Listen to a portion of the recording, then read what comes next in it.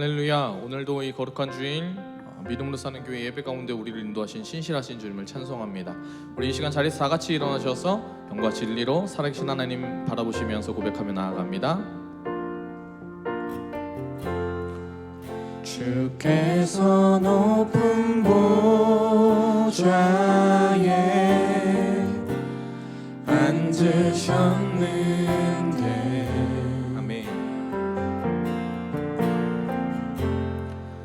그 옷자락은 성전에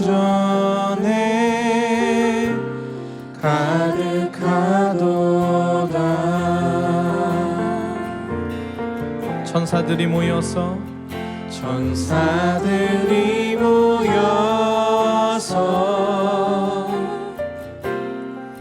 서로 창화하여 외치니 그 소리는 성전에 가득하도다.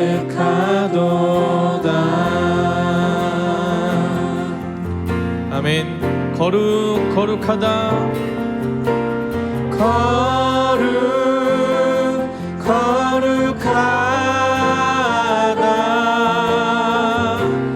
만군의 여호와 그 영광이 온 땅에 충만하시도다. 거룩하다. 거룩하다. 만군의 여호와 그 영광이 온 땅에 충만하시도다. 아멘. 주님의 성령 내게 임하여 주님의 성령 내게 임하여 하늘의 영광 나타내게 하소서. 주님의 성령 내게 임하여 하늘의 영광 나타내게 하소서. 주님의 성령 아멘 내게 임하여 하늘의 영광 나타내게 하소서. 주님의 성령 내게 임하여 하늘의 영광 나타내게 하소서. 이르시되 내가 은혜 베풀 때에 너에게 듣고 구원의 날에 너를 도왔다 하셨으니 보라 지금은 은혜 받을 만한 때요 보라 지금은 구원의 날이로다. 하나님이 거룩한 주일을 우리 가운데 허락해 주셔서 오늘도 우리가 살아계신 하나님 바라보며 나아갑니다. 하나님 이 예배 가운데 하나님 우리의 모든 마음 다한 아버지 하나님 그 정성스러운 찬양의 고백 하나님을 향한 그 사랑의 고백을 받아주시고 우리 가운데 하나님 말씀으로 임하여 주시옵소서. 오늘 우리에게 은혜 베풀어 주실 놀라우신 주님을 찬송합니다. 감사드리며 예수님의 이름으로 기도합니다. 아멘. 우리 살아계신 하나님께 영광 역수로 나아갑니다. 할렐루야. 아멘. 우리 승리하신 주님을 찬양하며 나아갑니다.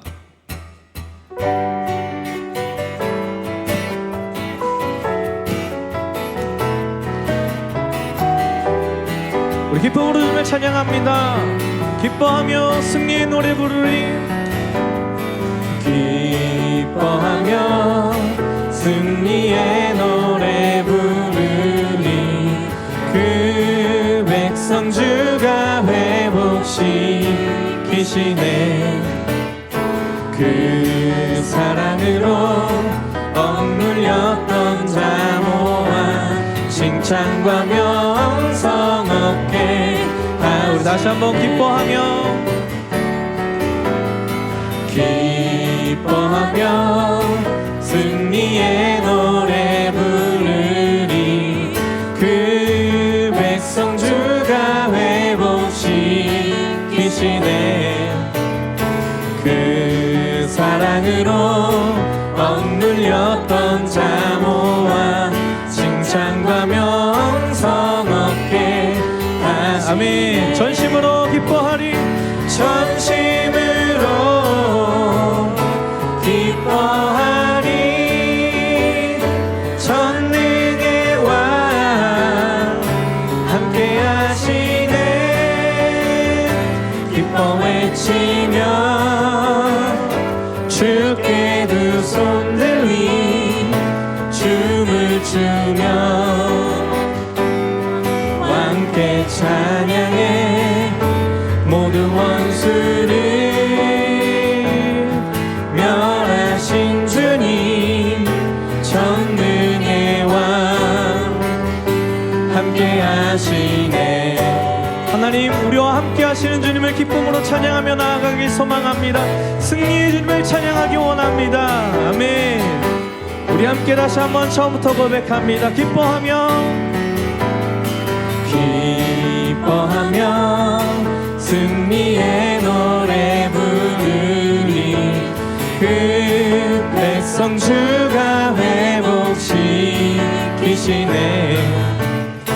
그 사랑으로 억눌렸던 자모와 칭찬과 명성 얻게 하시. 전심으로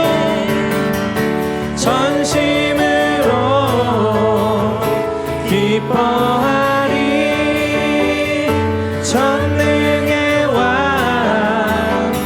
함께 하시네.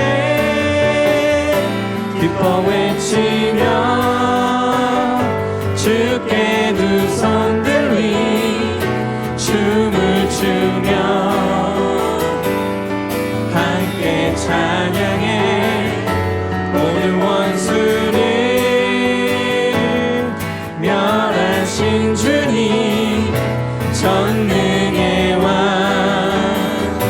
함께 하시. 전심으로 기뻐하리. 전심으로 기뻐하리. 전능의 왕 함께 하시네. 기뻐 외치며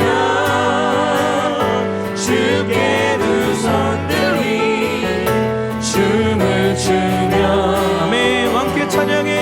왕께 찬양해. 모든 원수를 멸하신 주님 전능의 왕. 아멘. 전심으로 기뻐하리. 전심으로 기뻐하리. 전능의 왕 함께 하시네. 기뻐 외치며 주께 두 손 들리 춤을 추며 왕께 찬양해. 모든 원수를 멸하신 주님 전능의 왕 함께 하시네. 아멘. 주님, 우리 모든 마음 다해서 주님을 찬양하기 원합니다. 승리하신 주님, 우리의 기쁨의 근원이 되시는 주님을 찬양합니다. 할렐루야. 우리 하나님께 영광스러워 나아갑니다. 아멘. 주님께서 오늘 우리 가운데에 그 사랑으로 임하실 줄 믿습니다. 우리 계속해서 기쁨으로 찬양합니다.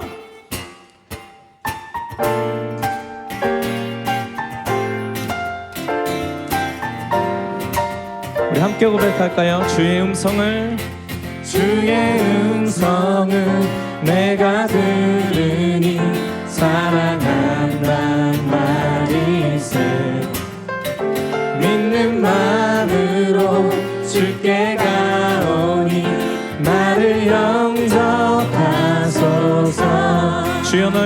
주여 넓으신 은혜 베푸사 나를 아멘. 받아주시네. 나의 품은 뜻 나의 품은 뜻 주의 뜻같이 되게 하여 주소서. 내가 매일 십자가 앞에 더 가까이 가오니 그새 주의 흘린 봄의 피로써 나를 정케 하소서. 주의 보좌로 나아갈 때에 어찌하니 기쁠까. 주의 얼굴을 항상 배우니 아멘. 더욱 친근함이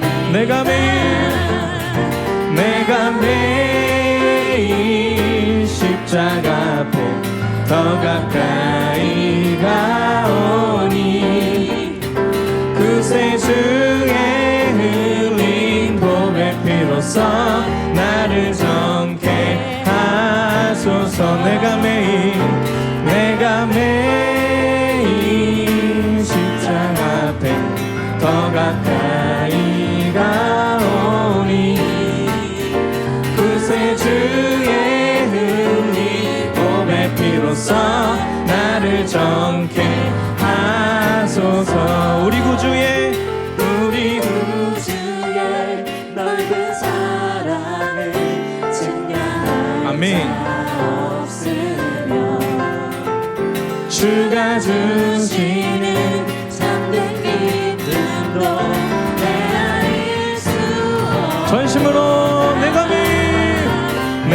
매일 십자가 앞에 더 가까이 가오니 그새 주의 흘린 봄의 피로써 나를 정케 하소서. 내가 매일 십자가 앞에 더 가까이 가오니 그새 주의 흘린 봄의 피로써 나를 정케 하소서. 내가 매일 십자가 앞에 더 가까이 가오니 그새 주의 흘린 봄의 피로써 나를 정케. 우리 주님의 그 사랑을 바라보시면서 마지막으로 내가 매일 십자가 앞에 더 가까이 가오니 그새 주의 흘린 봄의 피로써 나를 정케 하소서. 아멘. 우리가 오늘도 주님 성 가운데 나아가길 소망합니다. 예수 그리스도의 보혈로 우리를 품어주시옵소서. 우리의 모든 마음을 거룩하게 하여 주시옵소서. 아멘. 주님 찬송합니다. 우리의 생명이 되시는 그 주님 바라보면서 찬양하기 원하는데 우리 자리에 다 같이 앉으셔서 우리 주님 바라보시면서 우리 마음 다해서 찬양하기 원합니다. 예, 주님 그 생명으로 우리에게 사망의 모든 아버지 권세를 이기시고 십자가로 우리를 구원하신 주님을 찬송합니다. 세계를 만드시는 주님을 찬양합니다. 아멘.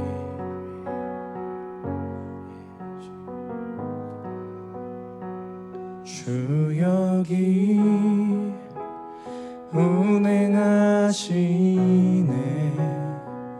주 경배해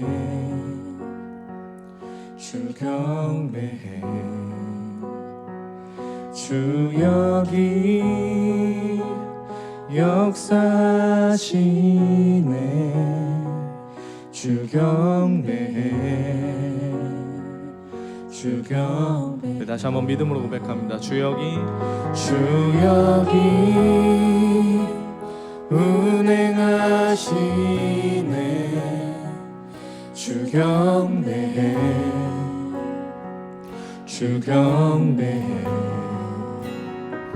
주 여기 역사하시네. 주 주 경배해. 아멘. 주 경배해. 주님은 세계를 만드시는 분이십니다. 세계를 만드시는 분, 금기적을 행하시는 분, 그는 우리 하나님.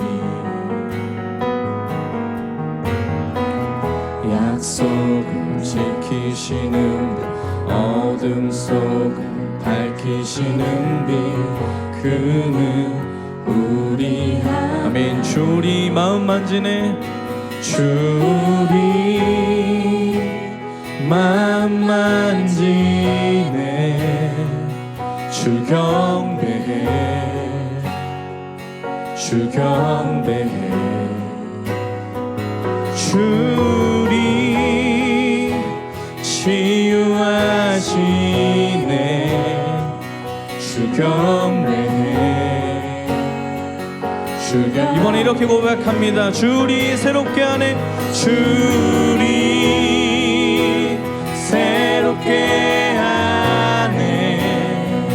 주 경배해. 아멘. 주 경배해. 주리 회복시키네. 주 경배해. 주 경배해. 세기를 만드시는 분, 큰 기적을 행하시는 분, 그는 우리 하나님. 약속을 지키시는 분, 어둠 속을 밝히시는 빛, 그는 우리 하나님. 세계를 만드시는 분, 세계를 만드시는 분, 큰 기적을 행하시는 분, 그는 우리 하나님. 할렐루야. 약속을 지키시는 분, 어둠 속을 밝히시는 빛, 그는 아멘. 그는 하나님. 그는 하나님. 그는 하나님. 그는 하나님. 그는 하나님. 그는 하나님. 그는 하나님. 그는 하나님. 그는 하나님. 그는 하나님. 할렐루야. 예. 오 할렐루야. 주님, 모든 세계를 만드시는 주님, 불러오신 주님 찬송합니다.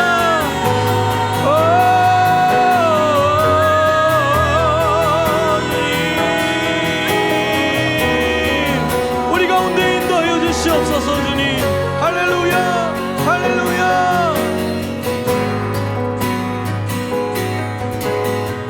주의 일하심 볼 수 없어도, 주의 일하심 알 수 없어도, 주는 결코 멈추지 않네. 주는 결코 멈추지 않네. 주의 일하심 볼 수 없어도, 주의 일하심 알 수 없어도, 주는 결코 멈추지 않네. 주는 결코 멈추지 않네. 주의 일하심 볼 수 없어도, 주의 일하심 알 수 없어도, 주는 결코 멈추지 않네. 주는 결코 멈추네. 주의 일하심, 주의 일하심 볼 수 없어도, 주의 일하심 알 수 없어도, 주는 결코 멈추지 않네. 우리 믿음으로 선포합니다. 주의 일하심 볼 수 없어도, 주의 일하심 볼 수 없어도, 주의 일하심 알 수 없어도, 주는 결코 멈추지 않네. 주는 결코 멈추지 않네. 주의 일하심 볼 수 없어도, 주의 일하심 알 수 없어도 주는 결코 멈추지 않네. 주는 결코 세기를 만드시는 분, 세기를 만드시는 분, 큰 기적을 행하시는 분, 그는 우리 하나님. 할렐루야. 약속을 지키시는 분, 어둠 속을 밝히시는 빛, 그는 우리 하나님. 세기를 만드시는 분, 세기를 만드시는 분, 큰 기적을 행하시는 분, 그는 우리 하나님. 아멘. 주님, 약속을 지키시는 분, 어둠 속을 밝히시는 빛, 그는 우리 하나님. 그는 하나님, 그는 하나님, 그는 하나님, 그는 하나님, 그는 하나님. 할렐루야. 그는 하나님, 그는 하나님, 그는 하나님, 그는 하나님. 오 주님, 우리 가운데 임하여 주시옵소서. 오 주님, 우리 예배하는 모든 것 가운데 주님, 세계를 만드시는 주님, 빛이 되시는 주님 임하여 주시옵소서. 오 주님, 우리가 하나님 그 임재하심과 아버지 하나님 우리 가운데 행하시는 그 일들을 기대하며 나아갑니다. 오 주님, 인도하여 주시옵소서. 오 할렐루야, 할렐루야, 할렐루야. 예 주님, 예 주님, 예 주님, 예 주님. 주 하나님, 지으신 모든 세계 내 마음속에 그리워볼 때 하늘의 별 울려 퍼지는 내 성 주님의 권능 우주에 찬네. 아멘, 아멘. 주님의 높고 위대하심을 내 영혼이 찬양하네. 아멘. 주님의 높고 위대하심을 내 영혼이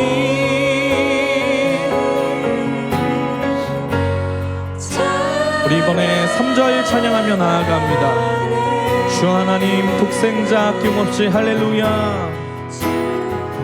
주 하나님 독생자 아낌없이 우리를 위해 보내주셨네. 십자가에 피 흘려 죽으신 주 내 모든 죄를 구속하셨네. 아멘. 주님을 찬양합니다. 할렐루야. 주님의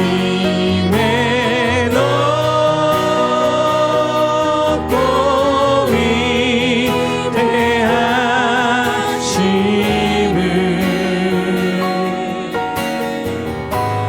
내 영혼이 찬양하네.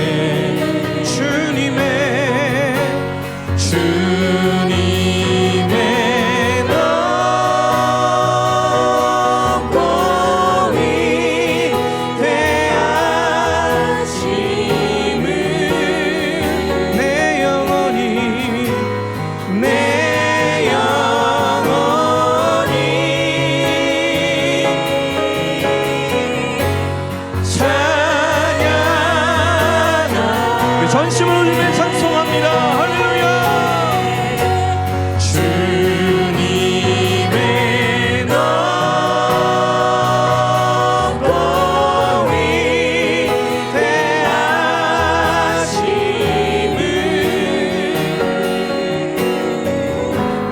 내 영혼이 아멘. 찬양하네.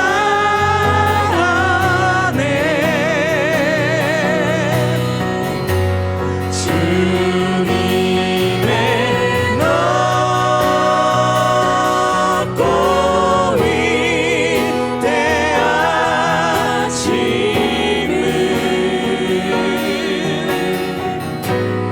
내 영혼이 찬양하네.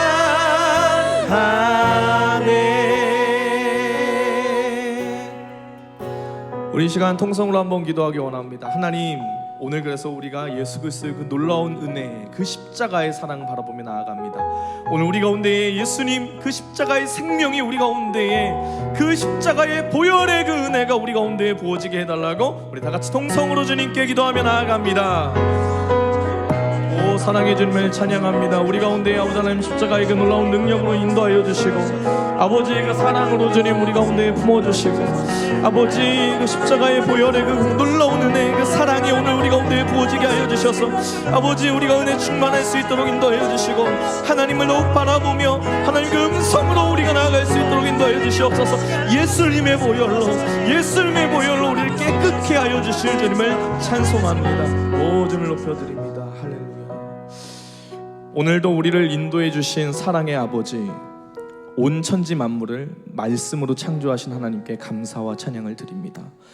죄로 인해 죽을 수밖에 없는 우리를 예수 그리스도의 십자가의 보혈로 구원해 주시고 하나님의 자녀 삼아 주셔서 그 백성으로 살 수 있도록 해주신 은혜에 감사드립니다.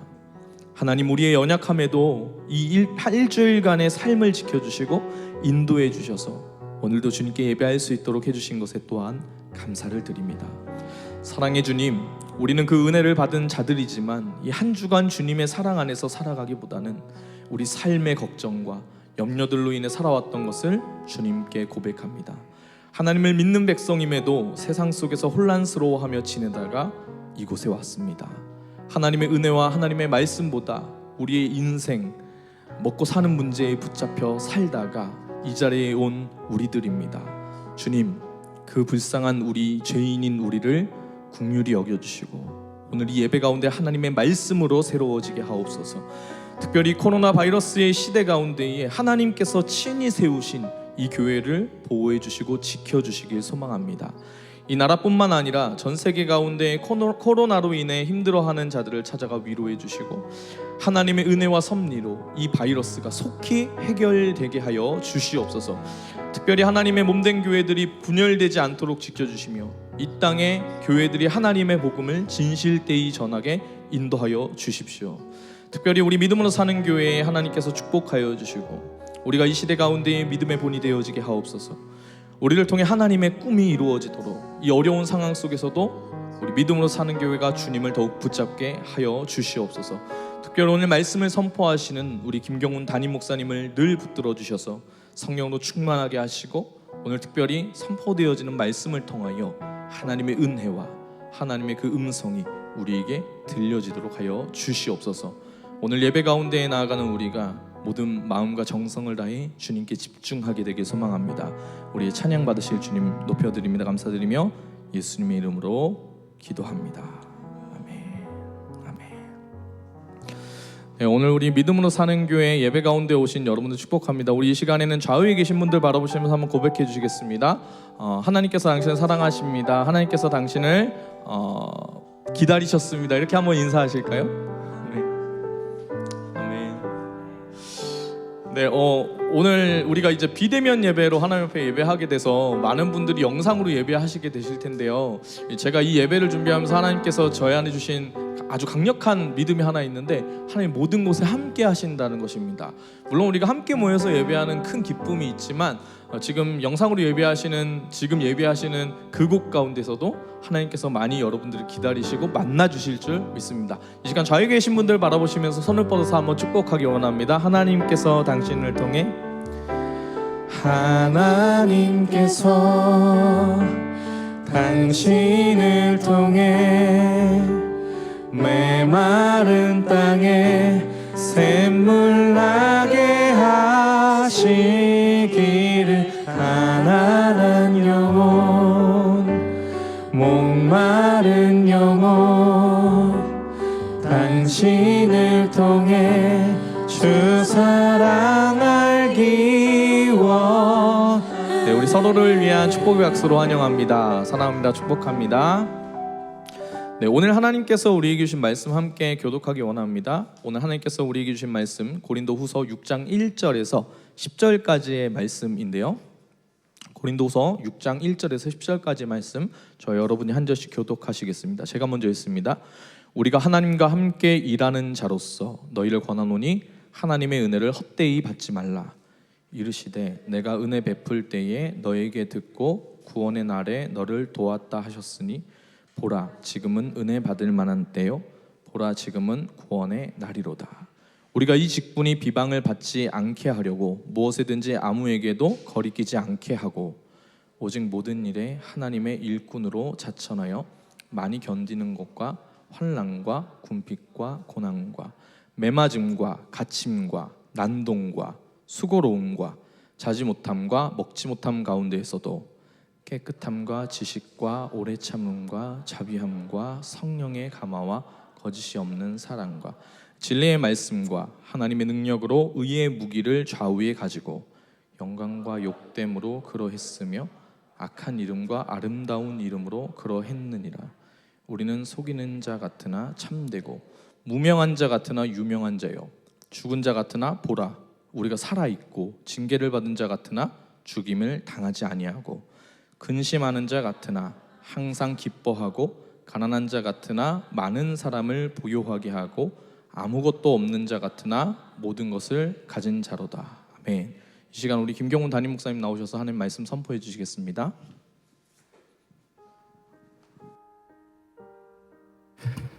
여러분 안녕하세요. 주일 예배 오신 여러분 주의 이름으로 축복합니다. 특별히 오늘 영상으로 예배를 드리게 되는데 영상으로 드리는 여러분의 장소 자체가 하나님이 구별된 은혜로운 장소가 되기를 우리 주님의 이름으로 축복합니다. 먼저 교회 광고를 간단히 좀 드리겠습니다. 우리가 코로나19 확산으로 굉장히 많은 분들이 어려워하고 있습니다. 그래서 교회가 특별히 나라와 민족을 위해서 우리가 힘을 써서 기도를 하는데 오늘부터죠. 2.5단계로 조금 방역 어떤 지침이 강화되었습니다. 특별히 여러분들 건강에 주의하시고 또 지침에 따라 잘 이렇게 순종해 주시면 감사하겠습니다. 그 와중에도 저희가 라이브로도 계속 예배를 드리기 때문에 새벽 예배, 주일 예배, 수요 예배 이번 주부터 수요 예배는 저녁 라이브로 방송이 되니까 집에 계시는 분들은 꼭 이 시간을 구별해서 하나님께 함께 예배로 은혜 드렸으면 감사드렸으면 좋겠습니다. 큐티 모임은 당분간 좀 진행되기 어려울 것 같습니다. 조치가 해제되면 다시 우리가 안내해 드리도록 하겠습니다. 그리고 헌금에 대해서 문의하신 분들이 있는데 저희 믿음으로 사는 교회 헌금 계좌가 이제 오픈이 되었습니다. 그래서 여러분들이 참조해서 여러분들이 하나님 앞에 구별된 헌금을 또 이렇게 드릴 수 있으면 좋을 것 같습니다. 자, 우리 기도하겠습니다.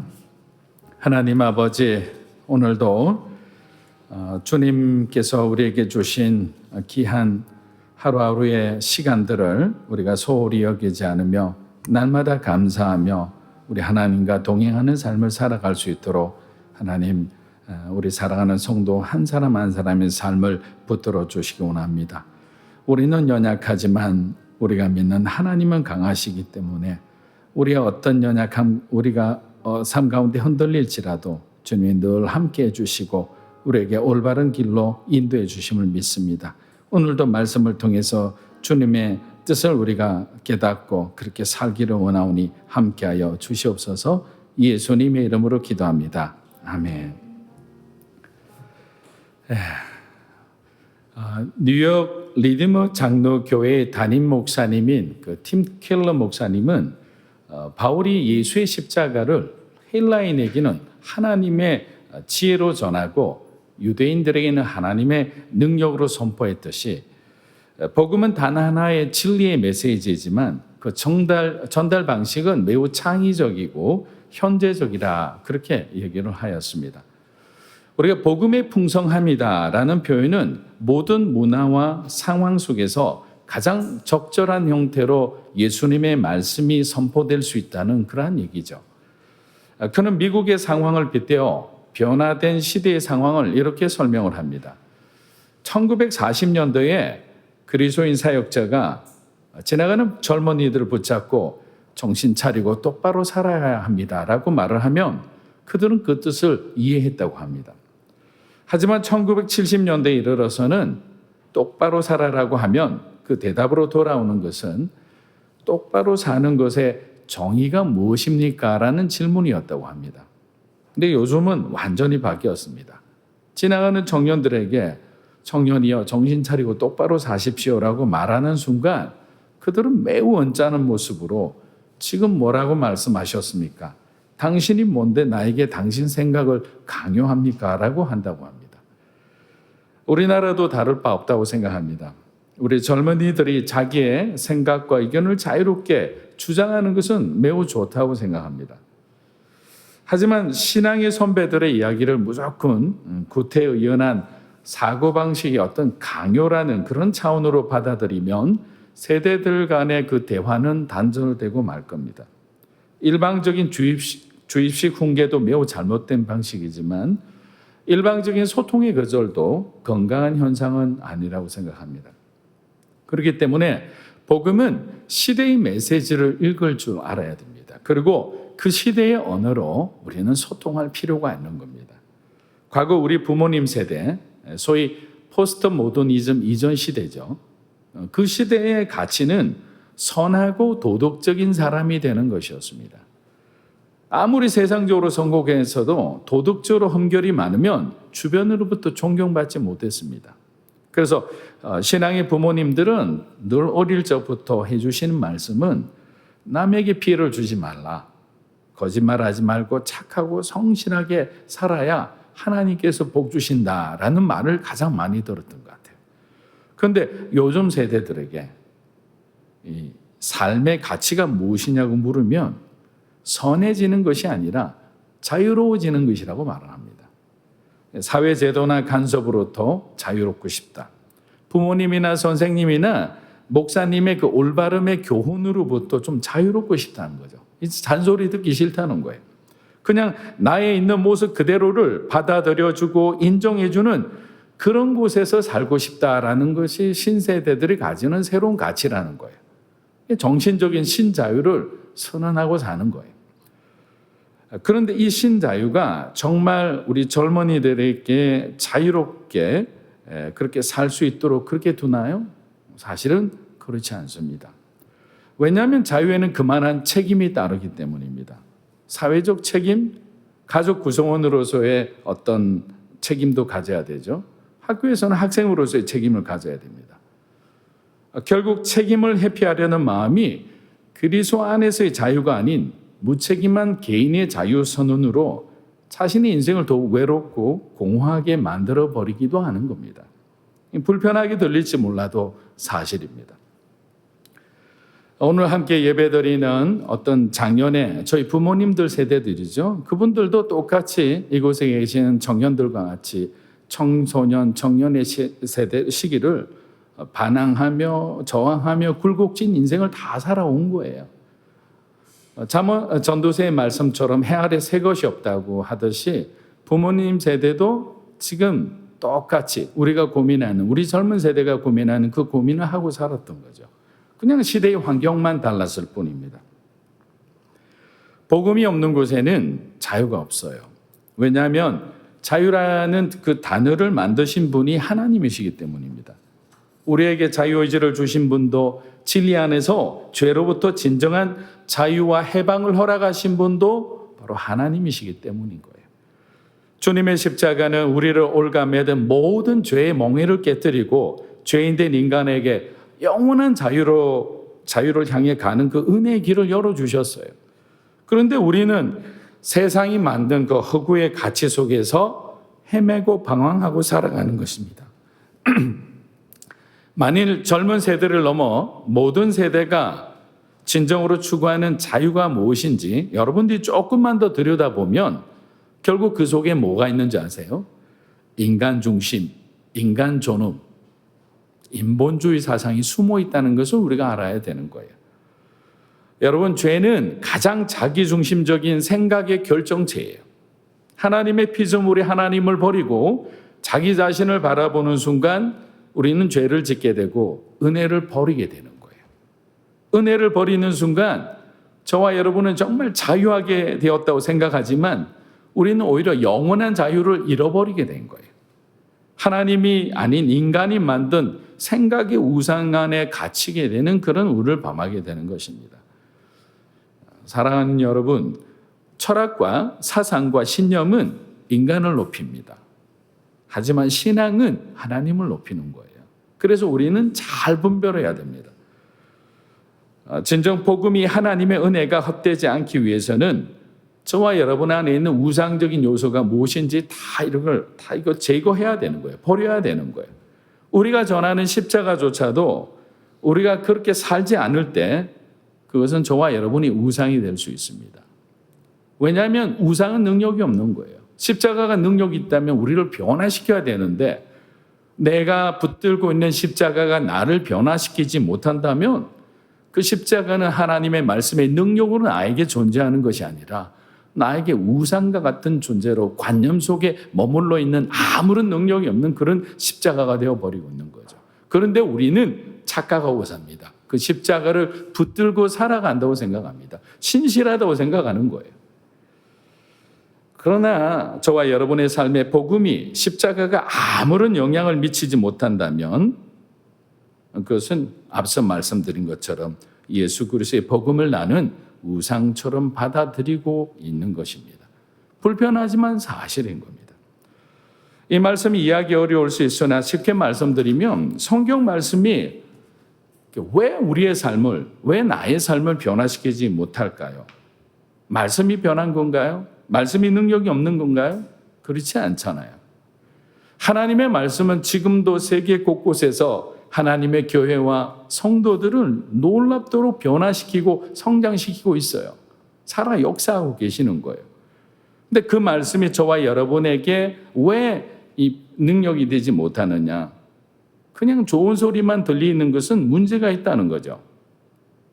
그래서 말씀을 부여잡고 어떻게든 우리가 몸부림치면서 뒹굴고 살아야 되는 거죠. 성령님 의지해서 하나님이 말씀대로 살게 도와주십시오. 변화되게 도와주십시오. 더 이상 죄짓지 않게 하나님 붙들어 주십시오. 세상을 향하는 이 마음을 끊어내 주십시오. 지혜라고 말하는 세상과의 적절한 이 타협을 이제는 멈추게 도와달라고 하는 거죠.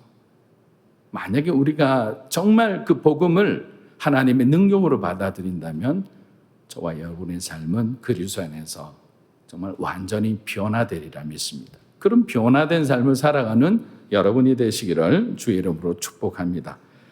우리 고린도후서 6장 1절에서 2절 한번 읽어보겠습니다. 우리가 하나님과 함께 일하는 자로서 너희를 권하노니 하나님의 은혜를 헛되이 받지 말라. 이르시되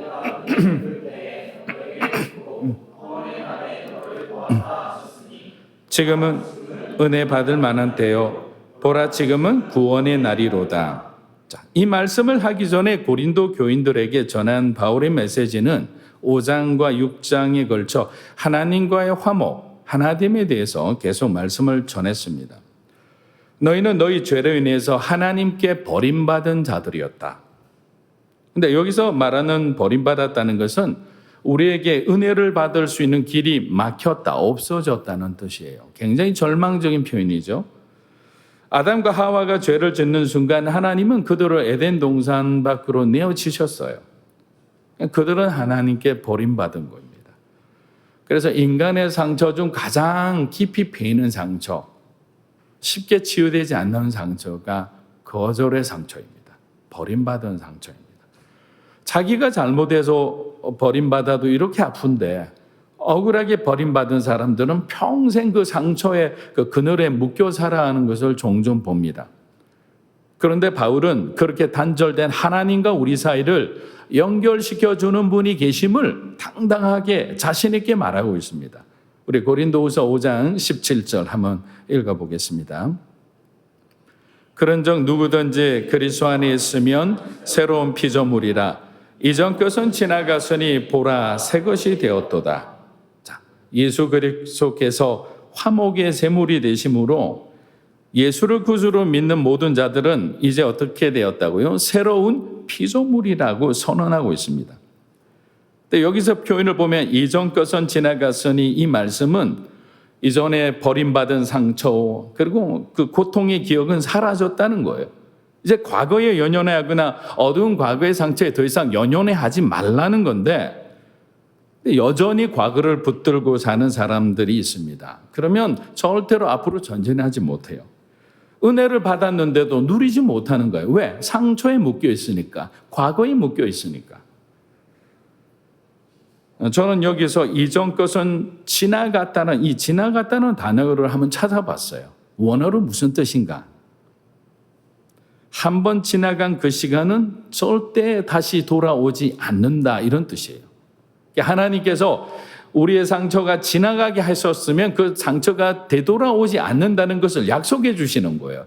그런데 우리는 그것을 자꾸만 소환해서 그 상처와 아픔과 고통을 곱씹습니다. 왜 다시 소환하는 거죠? 그럴 필요가 없잖아요. 하나님이 치유하시고 회복시킨 상처인데, 하나님이 용서해 주신 죄인데 우리가 다시 죄를 다시 소환해서 그 죄를 묵상해봐야 아무런 도움이 없는 거예요. 왜? 그 순간 우리의 밝은 미래가 어두운 미래가 되는 거예요. 우리에게 주신 하나님의 은혜가 너무도 헛된 것이 돼버립니다. 사실 어렸을 때 우리 야단 맞을 때 가장 억울할 때가 뭐냐면 부모님들이 우리가 잘못한 그것만 가지고 얘기하면 되는데 꼭 과거를 소환하세요. 너 옛날에 이랬잖아. 너 초등학교 때 이런 거 알지? 아니 지금 내가 잘못한 이 시점에 이것만 얘기하면 되는데 자꾸만 과거를 소환하니까 야단 맞으면서도 기분 나쁜 거죠. 상태 안 좋습니다. 여러분들은 절대로 그 시간에 그 잘못한 부분에 대한 것만 말하지 자꾸만 우리의 과거를 하나님이 지워버린 과거를 다시 되살릴 필요는 없다는 겁니다. 사랑하는 여러분, 지금 여러분이 가장 힘들어하는 것이 무엇인지 한번 생각해 보십시오. 과거로부터 오늘 여기 현재까지 이어져 오는 것이라면 절대로 여러분 그 고통과 아픔의 방으로 들어가지 마세요. 문을 닫으셨으면 하나님 문을 닫았으면 그걸로 끝인 거예요. 왜냐하면 바울이 말하는 이 그리스도 안에서 우리가 새로운 피조물이 되었다 했는데 이 그리스도 안에서란 말은 다른 말로 표현하면 내 삶의 기준이 변했다는 거예요. 예전엔 저와 여러분이 기준이었고 세상의 생각과 가치가 기준이었다면 그리스도 안에서라는 것은 너희가 그리스도를 영접한 이후부터는 예수님이 너의 인생의 기준점이라는 거죠. 그분이 너의 인생의 중심이라는 거죠. 그렇기 때문에 예수님의 생각과 예수님의 마음과 예수님의 사랑과 예수 안에서의 그 소망과 약속이 우리의 삶을 지배해야 되는데 왜 그것을 알고 있으면서 주님 앞에 너의 인생을 온전히 드리지 못하느냐라는 안타까운 마음으로 바울이 이 얘기를 하고 있는 거죠. 왜 자꾸 과거로 돌아가려고 하느냐? 우리의 삶은 고린도후서 5장 17절에 이 말씀처럼 보라 새 것이 되었도다 했습니다. 여러분 한번 따라해 보십시오. 보라 새 것이 되었도다. 이제 새로운 존재에 맞는 새로운 삶이 시작된 거예요. 그런데도 과거로 돌아가시겠습니까? 과거를 끊어내십시오. 이사야서 우리 43장 18절에서 19절입니다. 읽어보겠습니다. 너희는 이전 일을 기억하지 말며 옛날 일을 생각하지 말라. 보라, 내가 새 일을 행하리니 이제 나타낼 것이라. 너희가 그것을 알지 못하겠느냐? 반드시 내가 광야의 길을 사막의 강을 내리니. 한 보면 힘들 때마다 어떻게 성경이 보면 정말 우리의 마음을 그렇게 위로해주는 이런 주옥 같은 말씀들이 있는 것 같아요. 하나님은 모든 것을 정말 알고 계시는구나라는 것을 저는 성경 말씀을 찾아볼 때마다 느끼게 됩니다. 자, 이사야서의 말씀은 하나님께서 우리에게 부탁하는 게 아니에요. 명령하는 거예요. 기억하지 말라. 생각하지 말라. 이전 일과 옛적. 근데 여기서 이 말은 무슨 말이냐면 이전 일이라는 것은 이스라엘 백성들이 애굽에 400년 이상 종살이했잖아요. 그런데 하나님께서 움직이셨잖아요. 그들의 인생 가운데 개입하셨죠. 그래서 그들을 홍해의 기적을 통해 광야의 40년의 은혜를 통해서 가나안 땅으로 인도하셨어요. 약속의 땅으로. 우리를 건져주신 그 은혜를 기억하라는 거예요. 그리고 이제는 그 은혜가 아니라 바벨론에 포로된 너희를 출애굽이라는 그 과정을 넘어 새롭게 행하실 하나님의 은혜를 기대하라는 거죠. 예전에도 너희를 구원하신 하나님이라면 지금은 더 새로운 방법으로, 더 놀라운 방법으로 너희를 이 바벨론의 포로 가운데서 이 삶이 막혀있는 이 환경 가운데서 너희를 살려주시지 않겠느냐라는 거죠. 왜 너희는 하나님을 끝까지 신뢰하고 믿지 못하느냐라는 바로 그 말을 이사야가 얘기하는 거예요. 이전에도 너를 구원하였듯이 이제 내가 너희들의 삶 가운데 직접 개입하리라. 환경을 변화시켜 주시겠다는 약속의 메시지잖아요. 어떤 상황이 있든지 여러분 하나님을 끝까지 붙들고 승리하기를 축복합니다. 우리가 하나님 붙들고 의지하며 하나님께서 우리의 주변의 환경, 사람과의 만남, 우리가 예측하지 못한 방법으로 하나님께서는 우리의 삶을 변화시켜 주시는 거죠. 어떻게 홍해를 걷는다고 생각을 했겠습니까? 40년의 광야 생활을 통해서 매일 아침마다 우리가 구름 기둥, 그 불기둥을 경험한다고 생각했겠습니까? 인간의 생각 가운데는 없는 하나님의 계획들인 거죠. 그렇기 때문에 우리는 답답해하는 거야. 보이지 않기 때문에. 그런데 그분을 믿으면 하나님은 하나님의 자원의 계획을 저와 여러분을 위해서 이미 갖고 계시는 거죠. 믿음으로 가는 길이에요. 그래서 순종이라는 것은 내가 이해하고 가는 길이 아닌 거잖아요. 43장 19절에 나오는 광야의 길을 내시고 사막의 강을 낸다. 이것도 대표적인 거잖아요. 광야에 어떻게 길을 냅니까? 근데 실제적인 위로가 되는 구절들이었어요. 바벨론에서 예루살렘까지 얼마나 먼 길인지 아세요? 수천 킬로잖아요. 근데 그 오는 길에 너무 많은 광야와 같은 길들이 있거든요. 근데 이스라엘 백성들이 이 글을 읽었을 때 우리가 지나는 그 광야길, 본인들이 끌려갔기 때문에 오는 길도 어떤 길인지 알잖아요. 근데 그 광야에 하나님이 길이 되어 주시겠다. 그 어렵고 힘든 환경 가운데 있는 너희들에게 예수님이 길이 되어 주시겠다는 거예요. 그 얼마나 안전한 길입니까? 그리고 필요한 것들을 공급해 주시겠다는데 그게 사막에 강을 내리니 오는 길에 얼마나 목마르겠습니까? 저와 여러분의 결핍과 목마름을 하나님이 채워주시겠다고 지금 광야의 길을 내시고 사막에 강을 내리니 라는 말씀을 약속으로 주시는 거죠. 그런데 왜 우리가 두려워합니까? 불안해합니까? 왜 하나님의 약속을 의심합니까? 하지만 우리가 이런 일들을 하기 위해서는 한 가지 우리가 중요한 지켜야 할 조건이 있습니다. 골로새서 3장 1절에서 2절 우리 한번 읽어보겠습니다. 그러므로 너희가 그리스도와 함께 다시 살리심을 받았으면 위의 것을 찾으라. 거기는 그리스도께서 하나님 우편에 앉아 계시느니라. 위의 것을 생각하고 땅의 것을 생각하지 말라. 자, 여기서 위의 것은 하늘의 것이죠. 하늘의 것이라고 구체적으로 생각하면 하나님 우편에 앉아 계시는 예수님의 생각과 예수님의 지혜와 예수님의 마음이라는 거죠. 너희가 마땅히 생각해야 되는 것은 주님이 너희를 향한 주님의 생각을 마음에 품어라라는 거죠. 왜냐하면 땅을 바라보면 세상이 너희들을 유혹하는 세상에 수많은 유혹들이 있잖아요. 우리가 설득당할 만한 것들이 얼마나 많은지 몰라요. 여러분들도 마찬가지고 저도 마찬가지입니다. 세상에 가서 조금만 하루 이틀만 있어 보세요. 하나님의 소리가 들리나요? 세상의 소리가 엄청난 스피커처럼 들릴 거예요. 하나님은 매번 말씀하시는데 주님의 소리는 들리지가 않아요. 왜? 둘 중에 하나잖아요. 우리가 하나님의 보이스를 크게 틀거나 세상의 보이스를 틀거나 둘 중에 하나를 선택할 수밖에 없는 거죠. 둘 다 크게 들릴 수는 없는 거예요. 우리에게 자유의지를 주셨기 때문에 여러분들이 너무너무 듣고 싶지만 세상의 볼륨을 줄이는 순간 하나님의 음성이 들리기 시작하는 거예요. 말씀하시지 않는 것이 아니라 들리지 않는 거죠.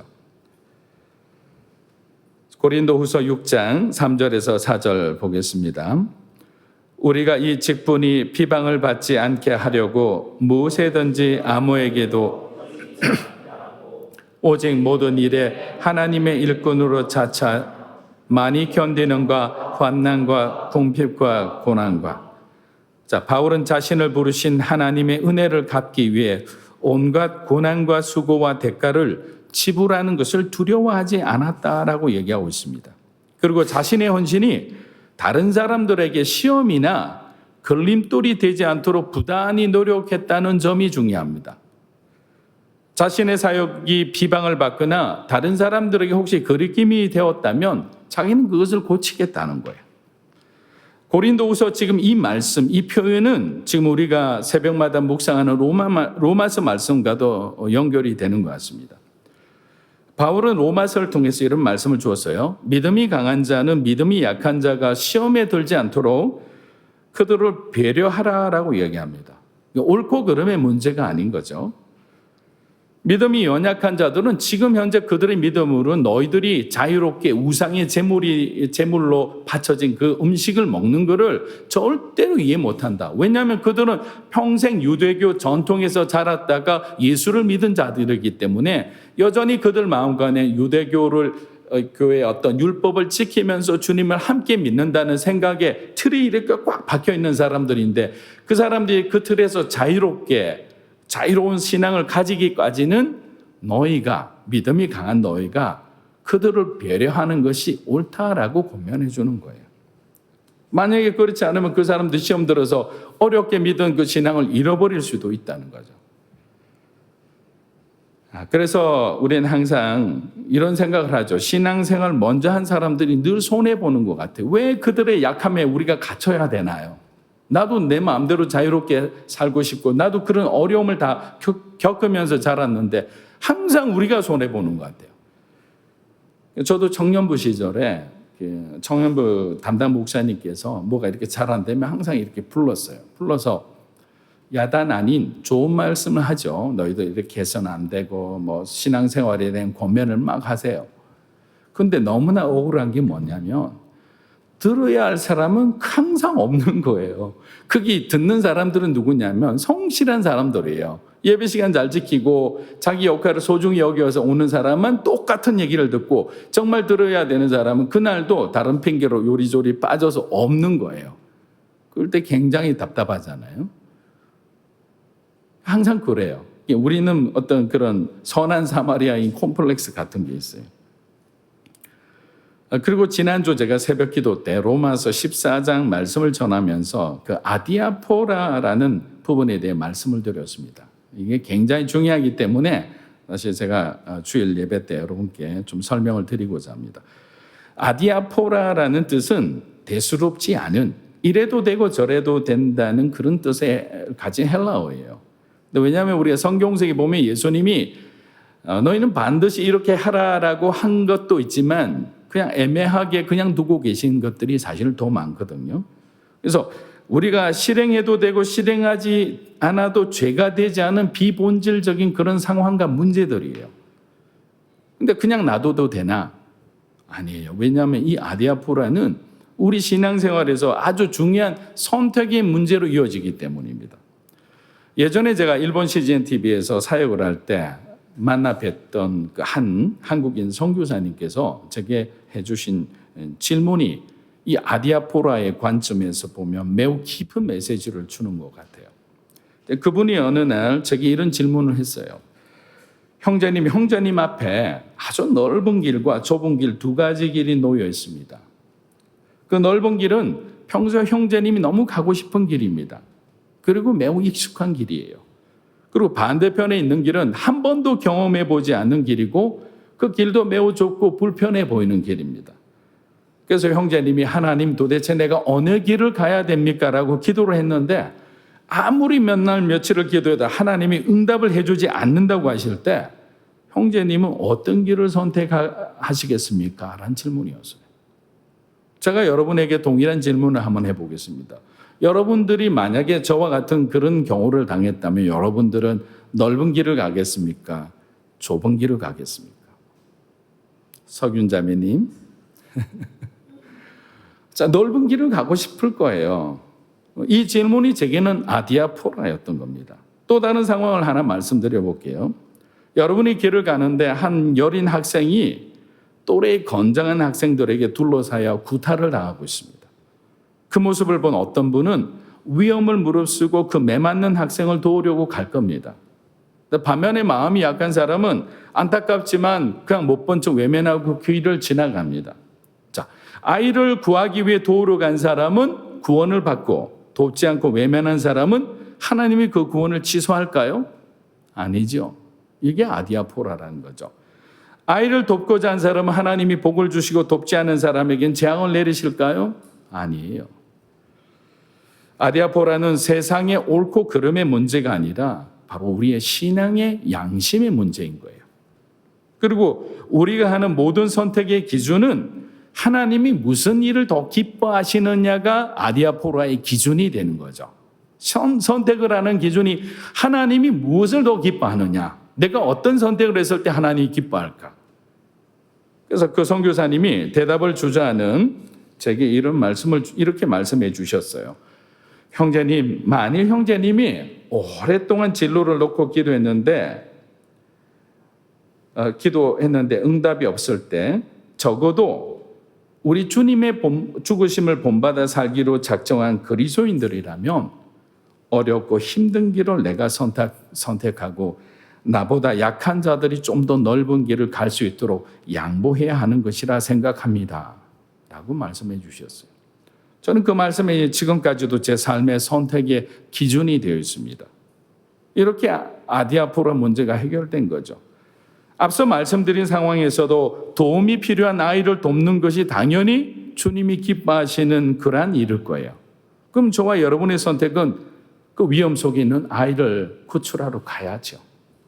왜냐하면 주님이 그 아이를 도와주기를 원하시기 때문이에요.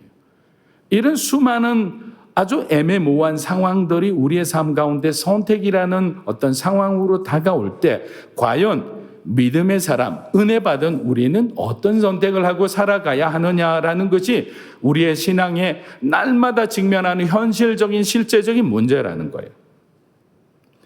이틀 전에 저희 아이들이 아이스크림을 좋아해서 좋은 아빠가 되기 위해서 아이스크림을 사주기 위해 편의점에 들렀어요. 그래서 아이스크림을 사서 계산을 하려고 하는데 그 주인 되시는 분께서 갑자기 다가오더니 죄송하지만 지금 손님이 고르신 이 아이스크림은 제 양심상 팔 수가 없을 것 같습니다. 라고 하면서 지금 제일 잘 나가는 아이스크림이 이겁니다. 라고 그걸 추천해서 그걸 사게 되었어요. 그러면서 이렇게 말씀을 하는 거죠. 손님이 사시려던 아이스크림은 사실 회사에서 강매로 내려온 건데 생산된 지 2년이 넘은 겁니다. 유통기한이 아이스크림이 5년이라 하지만 저도 안 사 먹는 것을 손님에게 팔 수가 없어 다른 것을 제가 추천해 드린 겁니다. 그 말을 딱 듣는 순간 갑자기 그분이 너무 특별하게 보이는 거죠.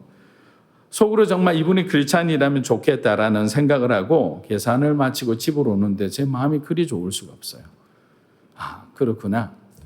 그렇게 그냥 팔아도 되는 건데 본인의 신앙 양심상 그분이 예수님을 믿었다면 신앙 양심상 팔 수가 없는 거예요.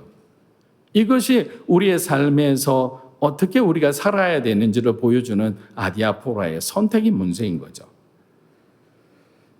사랑하는 여러분, 우리는 하나님의 은혜를 받은 자들입니다. 그런데 이 은혜는 나만을 위한 은혜가 아니라 다른 사람에게 더 풍성히 나누는 은혜가 될 때 하나님은 기뻐하시는 거예요. 그래서 은혜 받은 자에게는 그 많은 책임이 뒤따르는 겁니다. 또한 대가를 지불합니다.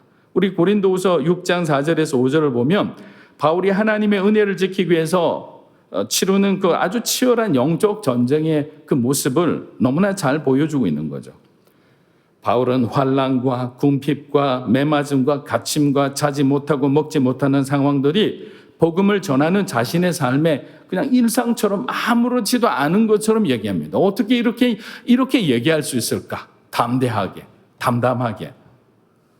근데 왜 그러냐 하면요, 그리스도를 핍박한 자신을 주님께서 그를 사도로 세워주셨기 때문이에요. 자기는 사실은 심판받아 죽을 수밖에 없는 그런 죄인인데 그런 사람을 하나님이 선택해서 주를 위한 일꾼으로 세우셨다고 하면 여러분들이 생각해 보십시오. 많은 빚을 탕감받은 자가 적은 빚을 탕감받은 사람보다 그 은혜의 감격이 큰 것처럼 바울은 일평생 주님을 위한 삶에 자신의 피와 땀과 눈물을 담기로 그는 결단했던 겁니다. 주님 주시는 말씀 붙들고 바울은 주의 은혜가 헛되지 않도록 마지막까지 복음의 길을 달려갔던 거예요. 요한복음 16장 우리 33절 한번 읽어보겠습니다. 시작. 이설 너희에게 이르는 것은 너희로 내 안에서 평안을 누리게 함이라. 세상에서는 너희가 환난을 당하나 담대하라. 내가 세상을 아멘. 담대하라. 내가 세상을 이기었노라. 말씀을 마치겠습니다. 사랑하는 여러분, 우리는 죄로 인해 하나님으로부터 단절되었잖아요. 근데 그 단절된 인간은 소외감을 느끼고 제가 주는 그 고통을 느끼고 슬픔을 경험하고 그 수치와 멸시를 겪을 수밖에 없었어요. 그런데 이런 소망 없이 살아가는 우리에게 예수님께서는 살아있는 소망이 된 거죠. 여러분 믿으세요? 여러분의 산 소망이 예수님이심을? 그럼 그 소망을 붙들고 살아야 되는 거죠. 그분이 여러분을 변화시키도록 이제는 무장해제를 해야 되는 거죠. 내 의지와 내 주장을 내려놓아야 되는 거죠. 안 그러면 복음은 능력이 아니라 우상이 되어버립니다. 생명의 십자가는 여러분에게 생명을 주는 것이 아니라 그냥 여러분의 집안에 가장 잘 보이는 곳에 걸어놓는 장식물에 불과한 거죠. 저도 고민을 하는 거죠. 말씀을 전하는 목회자가 됐고 복음을 전하는 사람이고 날마다 큐티를 하고 날마다 설교를 하는데 왜 내 삶에 변하지 않는 이 부분, 이건 어찌된 문제인가? 왜 내게는 그 능력이 나가지 않을까? 그만큼 그 말씀 가운데 내가 몸부림치며 싸우지 않는 거죠. 어느 부분이 세상의 생각과 가치관이 들어오고 세상에 있는 그 욕망들이 내 삶을 주관할 때는 그 사람이 목회자고 장로고 권사고 신앙생활 40년 50년에 그건 아무런 상관이 안 되는 거예요. 지금 막 예수 믿은 사람이라도 모든 것을 비워놓고 바울처럼 주님의 은혜가 헛되지 않게 자기를 비우고 나가는 사람을 하나님은 쓰시는 거예요. 그 사람에게는 하나님의 능력이 나가는 거예요. 저와 여러분은 하나님이 은혜를 주셨으면 그 은혜에 합당한 삶을 살아야 될 줄 믿습니다. 주님의 은혜가 저와 여러분의 어떤 가정과 공동체와 교회와 이 나라의 민족을 변화시킬 줄 믿습니다. 그런 통로로 쓰임받게 되기를 주의 이름으로 축원합니다. 우리 함께 기도하며 나아갔으면 합니다. 하나님, 예수 그리스도의 능력으로 충만한 삶이 되게 해주십시오. 주님의 능력과 지혜를 부어주셔서 정말 하나님의 말씀으로 세상을 변화시키는 그러한 삶을 살기를 원합니다. 세상 속에서 정말 참된 빛과 소금 된 그러한 삶을 살아갈 수 있도록, 그런 삶을 사는 우리 가정이 될 수 있도록, 우리 자녀들이 될 수 있도록 하나님 함께하여 주시옵소서. 우리 함께 주님 앞에 기도하며 나갑니다. 주여, 살아계신 아버지 하나님 감사합니다. 우리 한 사람 한 사람이 예수 그리스도의 지혜와 능력으로 충만한 삶이 되기 원합니다. 성령의 지혜를 부어주시기 원합니다. 성령의 능력으로 충만하게 하여 주시기 원합니다. 하나님의 마음을 품고 살아가는 믿음의 삶이 되게 하나님 역사하여 주시기 원합니다. 세상을 변화시키는 삶이 살아갈 수 있도록 도와주시기 원합니다. 우리가 세상 가운데도 흔들리지 않는 주님을 믿는 믿음으로 충만하게 하여 주시기 원합니다. 우리의 자녀의 삶을 붙들어 주시기 원합니다. 참으로 빛과 소금된 삶을 살아갈 수 있도록 이 세상과 타협하지 않고 하나님의 뜻을 받들어 살아가는 믿음의 사람, 순종의 사람 원합니다. 하나님의 은혜가 머무는 삶이 되게 하여 주시기 원합니다. 우리가 가야 할 길들을 보여주시기 원합니다. 모든 성도들이 하나님의 말씀으로 충만하게 성령의 사람, 기도의 사람, 말씀의 사람이 되게 하여 주시기 원합니다. 믿음으로 사는 게 우리 성도 한 분 한 분의 삶을 하나님 지키고 보여주시고 하나님과 동행하는 삶이 되게 합니다. 우리의 마음이 욕심이 아니라 우리 주님의 주시는 하나님의 기쁨으로 충만한 삶이 되게 원합니다. 우리의 삶을 교환시켜 주시고 생각을 변화시키고 우리의 마음을 변화시켜 주시기 원합니다. 하나님의 뜻에 합당한 그런 삶이 될 수 있도록 주님 역사여 주시옵소서. 할렐루야, 할렐루야, 할렐루야. 우리 다음 세대를 위해서, 이 모든 세대를 위해서 함께 기도했으면 좋겠습니다. 하나님, 영적 각성과 부흥이 이 나라 민족 가운데 일어나게 하시고 모든 열방과 모든 세대 가운데 일어나게 해주십시오. 아직 세상에 때묻지 않은 우리 어린아이들이 이제 가장 정말 성경적이고 실천적인 방법으로 복음을 배우게 하시고 전하게 하시고 이들이 잘 양육돼서 세상을 품고 세상을 변화시키는 주님의 군사와 예수님의 제자가 되게 하여 주시기 원합니다. 우리 청소년과 청년들이 그리스도의 꿈을 꾸며 자신들의 삶을 주를 위해 헌신할 수 있는 새벽 이슬 같은 청년들이 될 수 있도록 이들에게 믿음의 동기부여를 허락하여 주시기 원합니다. 어떤 일은 목사와 선교사로, 어떤 일은 세상의 지구를 받고 세상 가운데 크리스천의 영향력을 갖고 살아가는 참으로 빛과 소금 된 믿음의 사람들 되게 하나님이 이들을 사용하여 주시기 원합니다. 우리 중년과 장년의 세대는 세상 가운데 가장 힘이 있는 그룹들입니다. 이들이 의사결정권자로서 하나님의 지혜를 비워 세상을 지혜롭게 통치하고 다스릴 수 있도록 섬길 수 있는 그러한 능력이 있는 하나님의 세대들이 될 수 있도록 축복해달라고 우리 주의 이름 한번 부르고 통성으로 기도합니다. 주여, 살아계신 아버지 하나님 감사합니다. 믿음으로 살아가기 원합니다. 하나님께서 우리 다음 세대는 하나님의 희망으로 우리를 삼아주셔서 우리 아이들이 정말 하나님의 말씀으로 잘 자라기 원합니다. 성경의 말씀대로 이들이 하나님 앞에 정말 주님의 정말 꿈과 비전을 품고 하나님 자라는 우리 아이들 되기 원합니다. 성경적인 말씀 가운데 이들의 가르침을 받으며 하나님 앞에 양육받으며 세상을 품고 세상을 변화시키는 그리스도의 군사로 자라시죠. 하나님 세상과 타협하셔서 진리의 길을 걸어갈 수 있도록 하나님 축복하여 주시기 바랍니다. 우리 청소년과 청년들이 새벽 기절같이 우리 주님의 정말 나라를 우리의 꿈에 품고 나갈 수 있도록 하나님 이들의 헌신을 붙들어 주시기 바랍니다. 우리 장년들을 일으켜 주시고 우리 중년들을 세워주시고 세상 가운데 믿음에 합당한 삶을 살아갈 수 있도록 주님 인도하여 주시옵소서. 성령님 역사하여 주시옵소서. 할렐루야.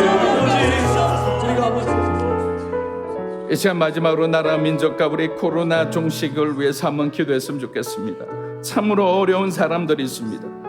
감염의 위험보다 이제는 경제적으로 힘들어서 못 살겠다, 그러한 분들까지도 하나님 앞에 호소하며 정말 그들의 삶을 내려놓고자 하는 그런 어려운 가운데 있는 분들이 너무나 많이 있습니다.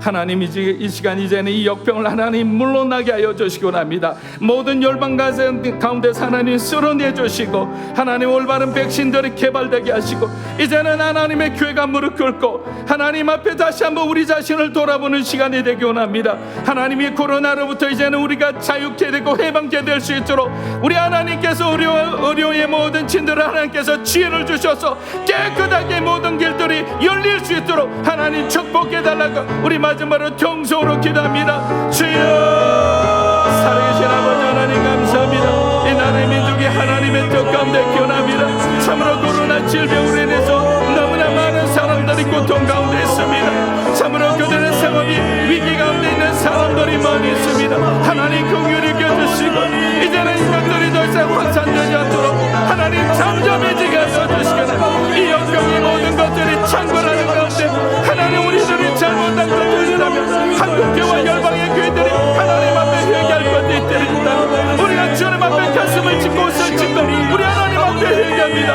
하나님 저는 기분 너희가 살아나리라 했듯이 우리가 다시 주님 앞에 회개하며 통회하는 심령으로 섰습니다. 우리에게 새 마음과 새 힘을 주시고 이제는 이 나라 민족을 위해서 기도하는 하나님의 깨어있는 교회가 될 수 있도록 주님 우리가 열어주시기 바랍니다. 하나님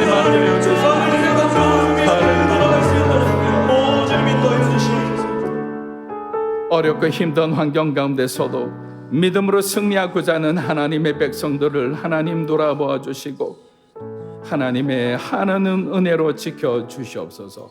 예수님의 이름으로 기도합니다. 아멘. 우리 자리에 일어나셔서 봉헌 찬양하겠습니다. 나의 모습 나의 소유 주님 앞에 모두 드립니다. 모든 아픔 모든 기쁨 내 모든 눈물 받아주소서.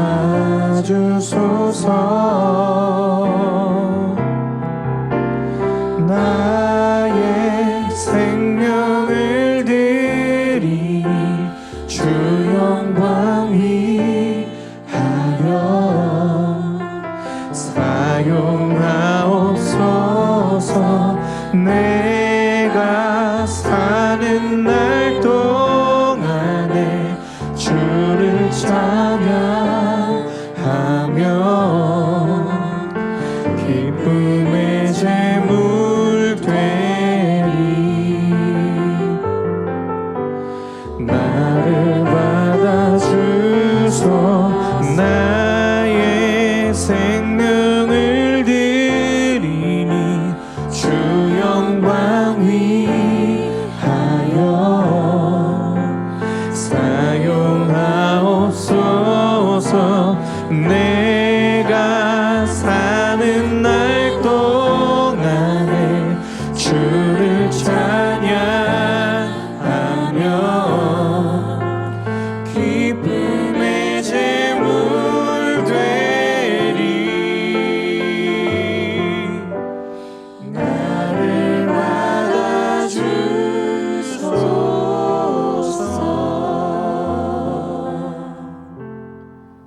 하나님 아버지, 어렵고 힘든 환경 가운데서도 우리 주님 주신 은혜에 감사하여 마음을 구별하여 드리는 이 귀한 예물을 하나님 흠양하여 주시옵소서.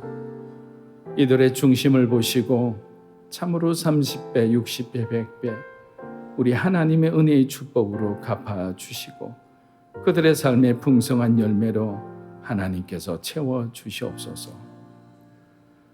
이제는 우리 주 예수 그리스도의 은혜와 하나님 아버지의 크고 놀라우신 사랑과 성령님의 감화감동, 교통하심의 역사가 우리를 수렁과 웅덩이에서 건져주시고 그리스도 안에서 새 생명의 삶을 허락하여 주셨듯이 그 생명의 길을 믿음으로 올곧게 걸어가기를 원하는, 은혜에 합당한 삶을 살기를 원하는 사랑하는 믿음으로 사는 교회 성도 한 분 한 분의 삶 위에, 영상으로 예배드리는 모든 동역자들 위해, 사랑하는 일본 땅과 그곳에서 수고하시는 우리의 귀한 동역자들 위해, 열방 가운데 하나님의 복음을 전하는 우리 선교사님들과 소중한 자녀들 위해 이제로부터 영원토록 함께 하시기를 간절히 축원하옵나이다. 아멘.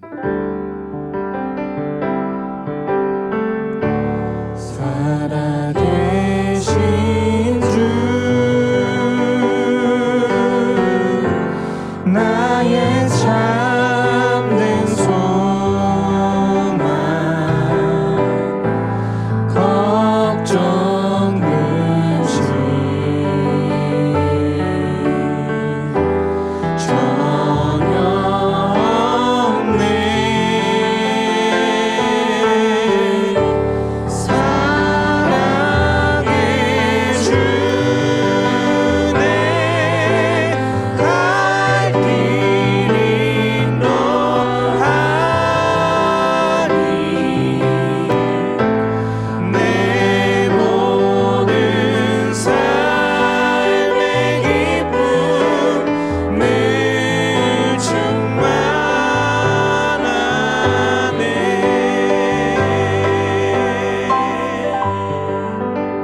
살아계신 우리 하나님 앞에 감사의 박수 드리겠습니다. 네.